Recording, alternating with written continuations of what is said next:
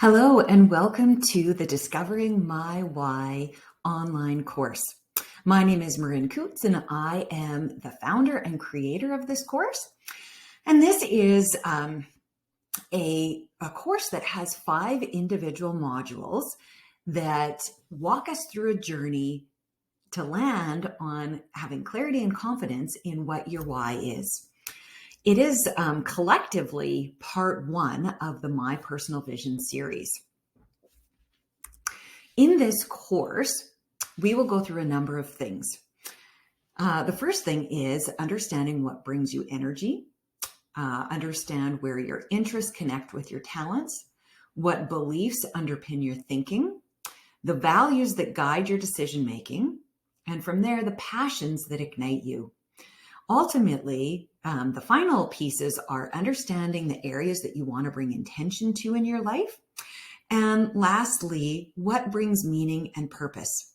So this course really is a very systematic process. So it goes step by step, guiding you through all of the different reflection exercises to land on clarity in what brings meaning to your life. So in module 1, we're going to really look at your talents. So this includes understanding the 8 dimensions of wellness, which really cascade through the entire course, looking at your interests and your skills, and diving into the homework template. Module 2 really focuses on your loves, so understanding your energy sources. We're going to look at a program called The 6 Working Geniuses. This is a program by Patrick Lencioni, one of his new offerings, which is really neat. And then really understand how that connects to your passions. Again, we end with a homework template. Module 3 and 4 are really about uncovering the values that underpin your life and guide your decision making. And again, there's a very systematic process that we walk through to get there. Module 5 really is tying this all together and understanding your purpose. So looking at the areas that you want to bring intention and impact to. We do an exercise called the Tree of Life, and then really understanding how that all connects to what brings meaning in your life. And for the people who want to have a finale statement, there's an opportunity to also have your why statement. So let's dive into module 1. Now, this is all about uncovering your talents. So we are going to start with a quick self-reflection exercise. So I would like you to spend a couple minutes thinking about what is your personal commitment over the next 5 modules, knowing that there is a fair bit of homework, there's a fair bit of reflection required. And like any course, what you get out of it is a direct reflection of what you put into it. So feel free to pause the video and write down on a piece of paper what your personal commitment is over these next 5 modules. What you might do, I would recommend looking at doing a module every couple days or a module once every week. Some of them require a fair bit of reflection that takes some time. So if you move through them too fast, you won't have the ability to take that intentional reflection.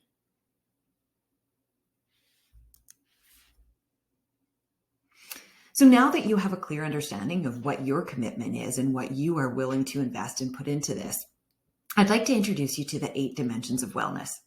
So this concept really ties into when I talk about the areas of intention, this is what I'm meaning. And these 8 different areas really are the backbone for all of the reflection exercises in this course. So the first one really is looking at life from a physical standpoint. So looking at things like activity, diet, sleep, nutrition, obviously exercise fits into that. The realm of social really is looking at your relationships and support systems. So, this could include family, it could include children, it could include friends, colleagues, a bunch of different areas, anywhere relationships exist in your life. Financial, well, this one's pretty self-explanatory, looking at spending, income, saving, those sorts of things. It's the money bucket.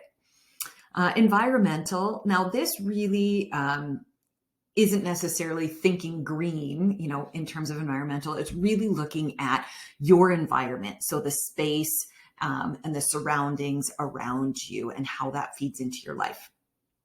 Vocation really is your area of work or training. Spiritual really dives into faith and your connection to a higher power, whatever that may be.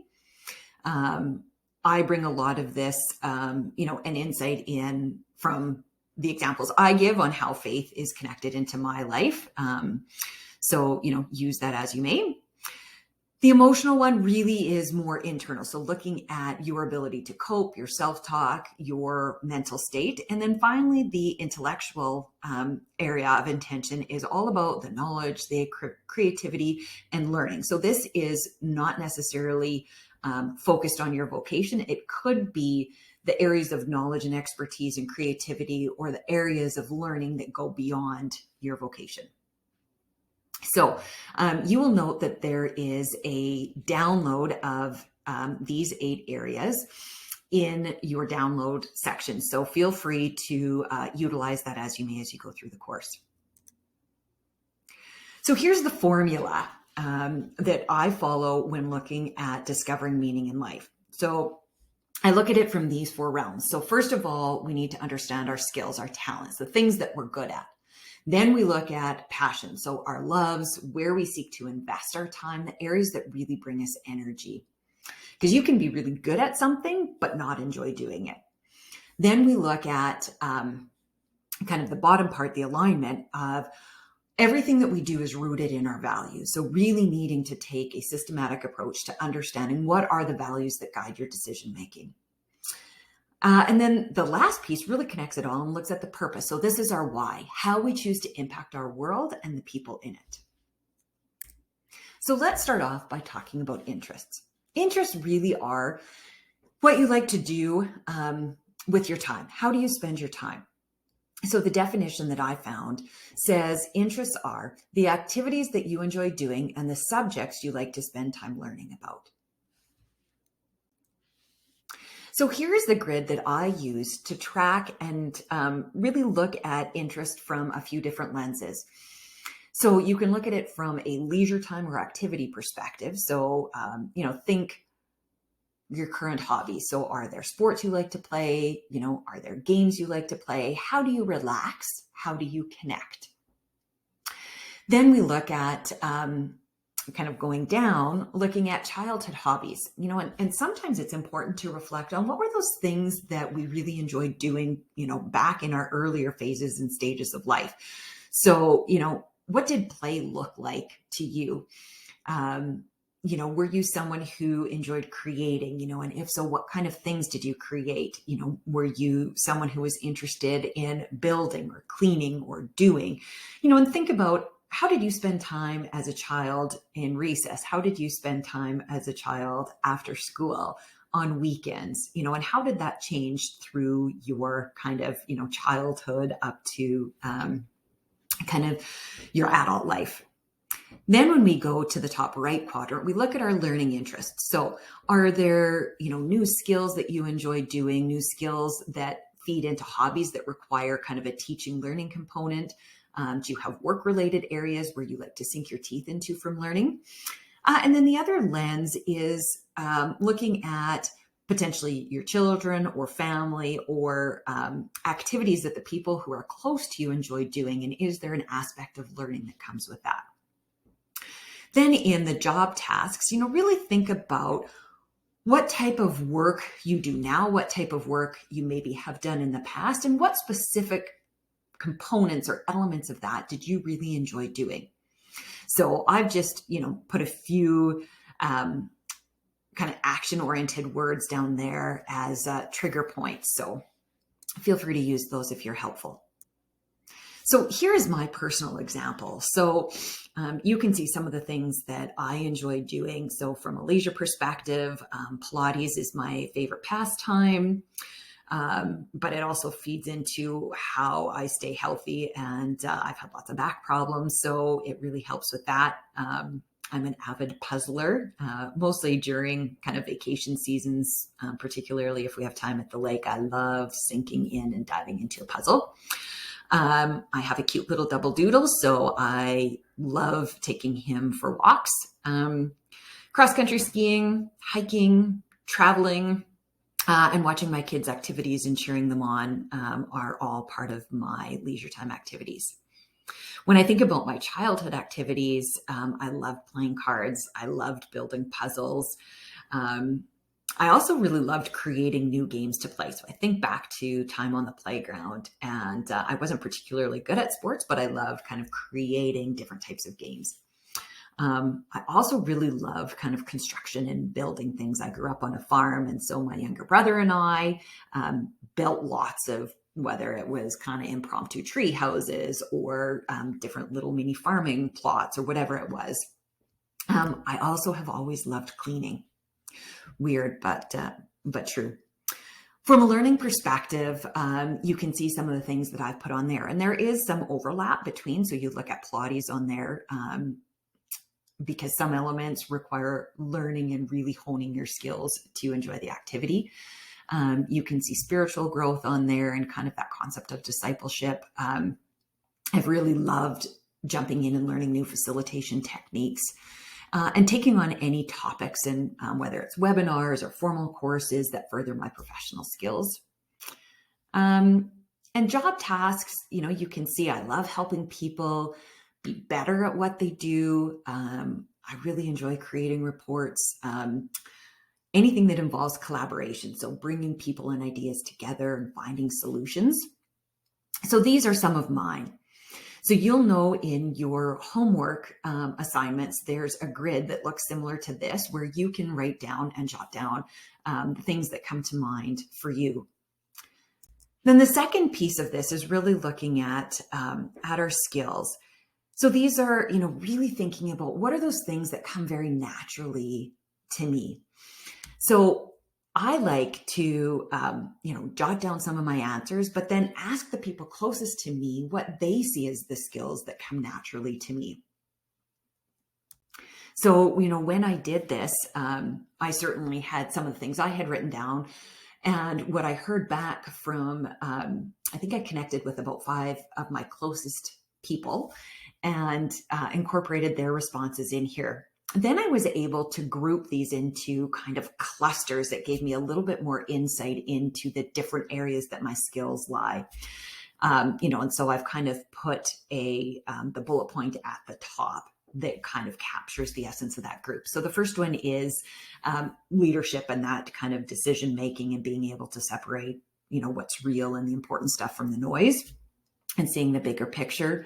The other part was really people focused and getting people to open up and listening without bias and speaking truth with love.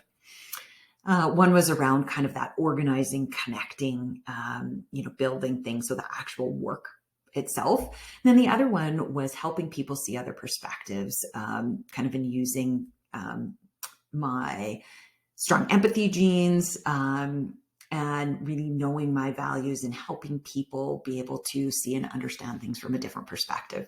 So it was really helpful to get input and feedback from the people close in my life. So this could be, your closest friends, family members who you believe will speak to you with truth and love and grace. And then, it could be colleagues, depending on, the age, if you have children, or connections from, whatever aspect of life. And then the final piece of this module 1 is looking at, where do people seek input from you? So again, you can jot down some of the thoughts that come to your mind, but again, ask the people closest to you what they seek from you.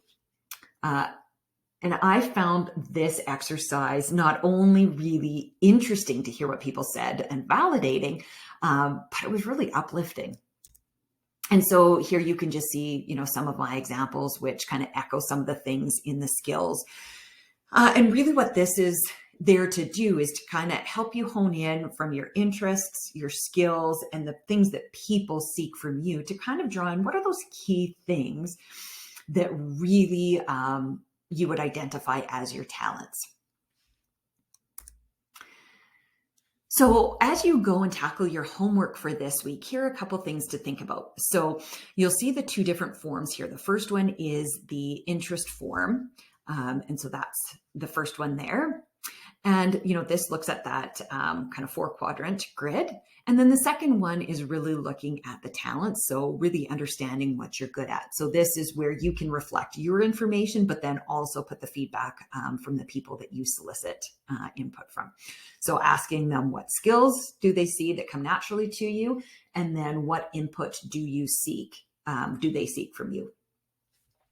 And then with this one, I would suggest that you try to kind of cluster those into themes so that you can roll them up into kind of over headings that give you a little bit more insight and direction.